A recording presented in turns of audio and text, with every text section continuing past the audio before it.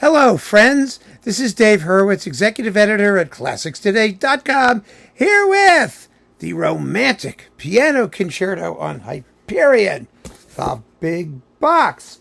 Excuse me. And today we have volumes 36 and 43 dedicated to the piano concertos of Henri Herz. He was sort of Frenchified, although he was Austrian. A remarkable guy, actually. He lived from 1803 to 1888, and he was a piano builder, an inventor who actually was quite instrumental in creating the modern grand piano. A remarkable virtuoso, a very prolific composer. He went up to like opus 220 something. His eighth piano concerto, there are 8 of them, is 218.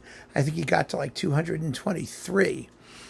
He had quite the life. He taught at the Paris Conservatoire for 30 years, and was pretty well respected, given his profession and his peripatetic nature. He was supposedly married to some famous French courtesan, but the records are a little foggy there. She had a daughter by him one way or another, and that was his life. He worked with his brothers in the piano manufacturing business.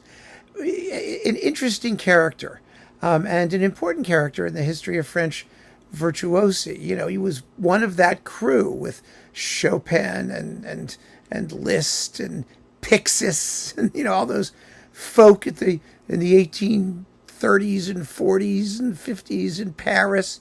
And really, really fun to hear his music. It does not exactly deserve its neglect, but I will say this, and I mean this in all sincerity and with total niceness.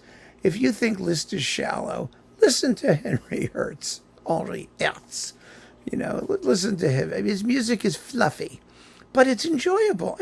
We have this thing like it's all got to be profound. Well, it doesn't all have to be profound. It has to be enjoyable. It has to pass the time pleasantly. And his music certainly does. His concerti are interesting. They're not terribly long. Number 1 is a major one. It's 25 minutes. Number 7 is 17 minutes. Number 8 is 14 minutes. All in 3 movements. Let's see, number 3 here, that's the big one, 30 minutes. Number 4 is 22 minutes, and number 5 is only 16 minutes. So we're talking about a guy whose concerti are probably never going to be revived because they're not big enough to take up enough time, unless you were to do 2 of them or something. And, given the fact that they're kind of light and fluffy, I think he actually understood the difference between, fluff and something a little bit more serious, and he understood how to spend more time over material that deserved to have more time spent, and material that was just a delightful little diversion. But you can make up your mind, because we have 2 discs of his concerti. As you guessed, you have numbers 1, 3, 4, 5, 7, and 8 on Hyperion with Howard Shelly, who's wonderful in this kind of music. He really is. Not because he's shallow, but because he makes it sound better maybe than it is. I don't know. He really knows how to play it, how to keep things in scale, not make it more than it is, but to make us enjoy what it is. He's also conducting here the Tasmanian Symphony Orchestra, which is, it's a not special orchestra, but they're okay for this music. They know how to accompany it well. Shelly gets along well with them. They're extremely well recorded. And I've always enjoyed these pieces. I really do. I think the whole 19th century virtuoso tradition is really, really undervalued. Because these were not people maybe who were talking about like utter sublimity and transcendental whatever and all that stuff.